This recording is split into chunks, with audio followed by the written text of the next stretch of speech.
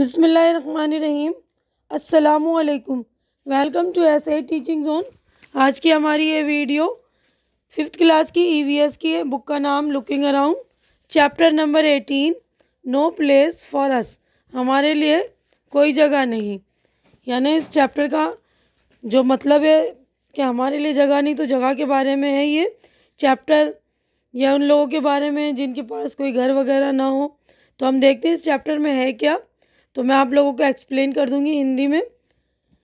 जातरिया भाई, तो जातरिया भाई की कहानी है। Jatariya bhai was sitting at the door with his daughter Jhimli, यानी गेट पर बैठे हुए, दरवाजे पर, और अपनी बेटी के साथ बैठे हुए। दे वर वेटिंग फॉर सिडिया, तो वो सिडिया का इंतज़ार कर रहे हैं दोनों। It was almost night but सिडिया हैड नॉट कम होम, यानी पूरी रात हो चुकी अच्छी खासी, मतलब, लेकिन वो घर नहीं आया वापस। 2 years back Jatariya's family came to Mumbai from Sundari village. Sundari village से वो लोग जब मुंबई आए थे 2 साल पहले। Here they only knew the family of the distance relative, यानी कोई दूर के जो रिश्तेदार है, और मतलब उनसे ही एक जो ख़ानदान था उनसे दोस्ती थी, या उनको वो जानते थे।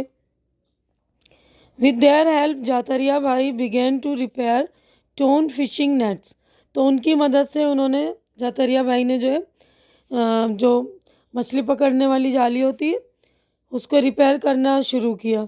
But the money he got was not enough, मगर जो उनको पैसे लेते थे, मिलते थे, मतलब वो उनके लिए काफ़ी नहीं होते थे, मतलब इनकी ज़रूरत के लिए। दे हैड टू पे for the medicines, food, school fees and rent for the house, यानी स्कूल, उनको जो है दवाइयों का भी खर्चा देना पड़ता था, स्कूल की फ़ीस, खाने के लिए भी, और घर के मतलब घर का भी किराया वगैरह जो लगता था। Here they even had to buy water, यानी यहाँ उनको जो है पानी भी ख़रीदना पड़ता था। तो मतलब इतनी परेशानी थी ना, हर चीज़ के इनको पैसे लगते थे, और जो वो कमा रहे थे उनके लिए काफ़ी नहीं होता था। Young Siddya also had to work in the nearby fish factory, तो जो बेचारा छोटा सिडिया था वो भी पैसे कमाने के लिए पास की जो मछली की फैक्ट्री था उसमें काम करता था।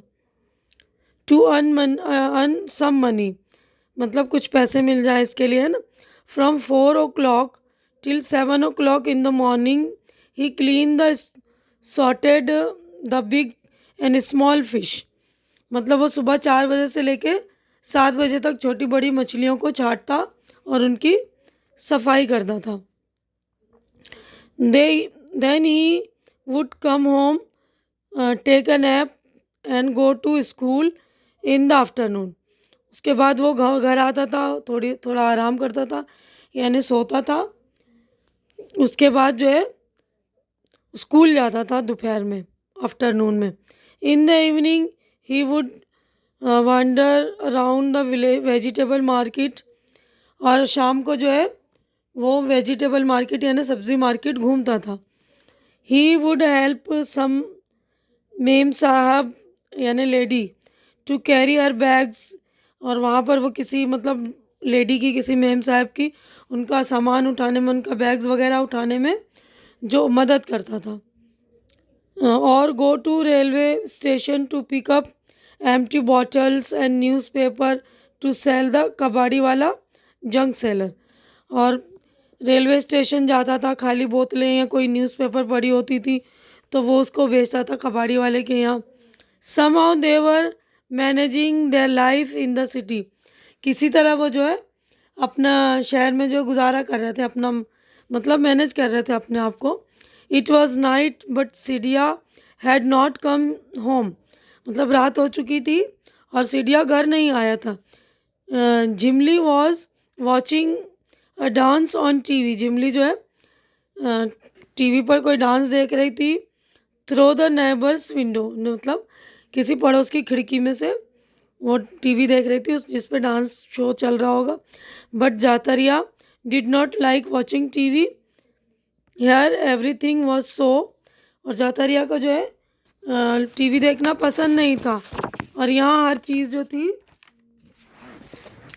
ये पेज हमारा कंप्लीट हो गया। नेक्स्ट पेज पर हम चलेंगे। Here everything was so different.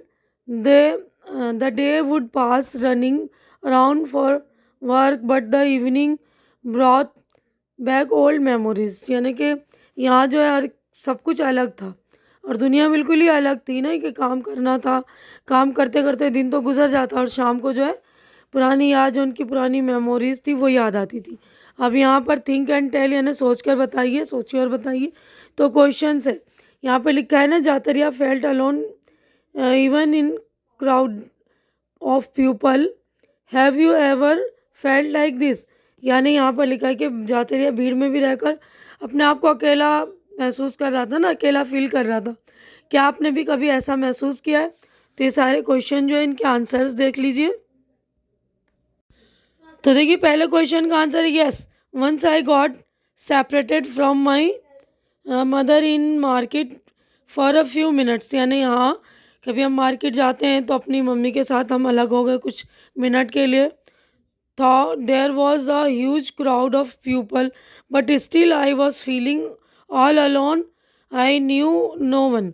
यानी उसमें इतनी सारी मार्केट में भीड़ होने के बावजूद अपने आप को हम अकेला महसूस करते हैं ना, क्योंकि कोई हमारे जानने वाला नहीं होता, तो इसके लिए। अब इसके बाद नेक्स्ट क्वेश्चन है उसी पेज पर, imagine how it feels to leave one's own place and go far away to live in a new place.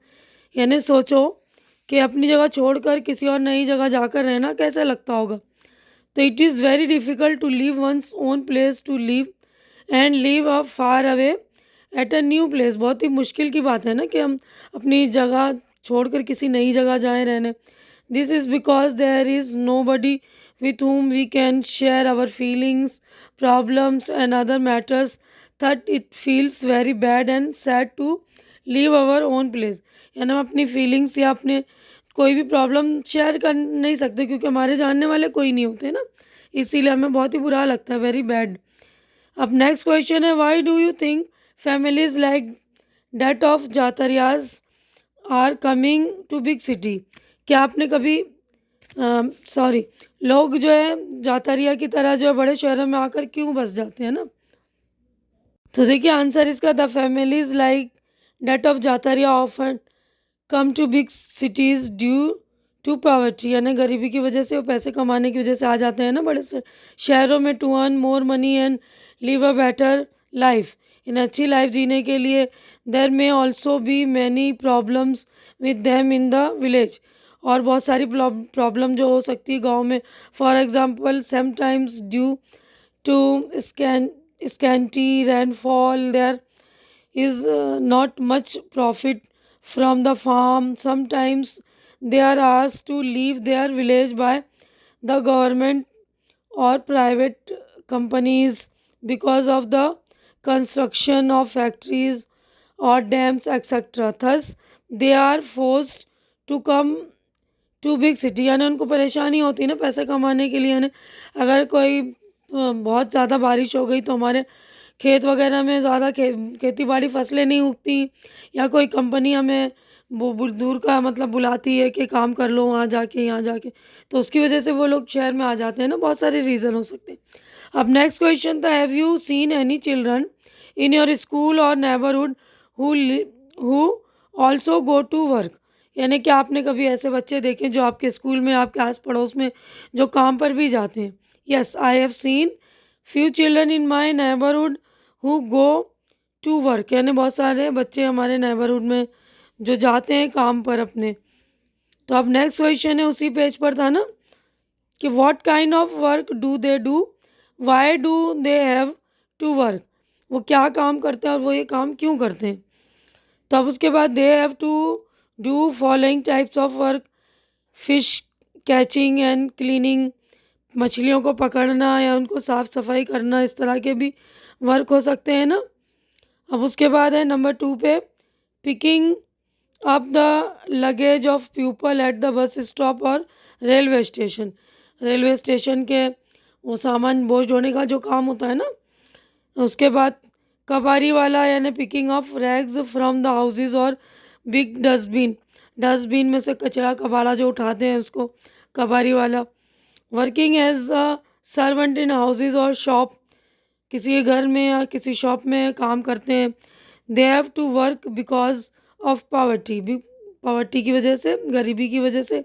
They belong to those families who are so poor that they don't have money even to eat the basic food, यानी उनके पास इतने पैसे नहीं होते कि अपना जो है बेसिक फूड जो खा सके, यानी जो ज़रूरी फूड होते हैं। Thus their children are force to work, तो उनको प्रेशराइज किया जाता है ना काम करने के लिए कि आप काम करो जब भी तो घर में खाना पीना चलेगा। तो देखिए यहाँ तक हमने क्वेश्चन आंसर कंप्लीट कर लिया। उसके बाद नेक्स्ट टॉपिक है रिमेम्बरिंग ओल्ड डेज, यानी पुराने दिनों की याद आना या याद हमें ताज़ा होती है ना, पुराने दिनों के बारे में सोचते हैं। तो Jatariya was born in Khedi village, तो जातरिया जो खेड़ी विलेज में पैदा हुआ है ना, in the middle of the thick green jungle and hills, यानी जो घने हरे भरे जंगल और पहाड़ों के दरमियान है उसमें पैदा हुआ वो विलेज जो है।